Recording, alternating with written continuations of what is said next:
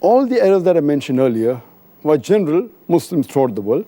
There are some errors which are made mainly by people living in a certain country, belonging to a certain culture. For example, in the Indian subcontinent, there are people living in India, in Pakistan, in Sri Lanka. During Ramadan, many of the Muslims, in the night, they play night cricket. And they spend most of the time in night cricket rather than doing Ibaadah of Allah subhanahu wa ta'ala. So this playing night cricket is more common in the Indian subcontinent. Now, if you go to the Arab countries, especially the Gulf countries, there, many of the offices, many of the working places, that is in the market, etc., they change their timings. They hardly work for a couple of hours in the daytime, and they open most of the time during night.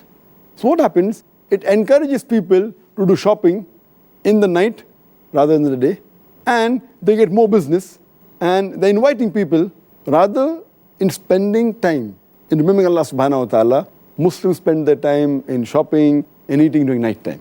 And furthermore, those people who are employed in the shops, they are forced to come at night time because it's their duty.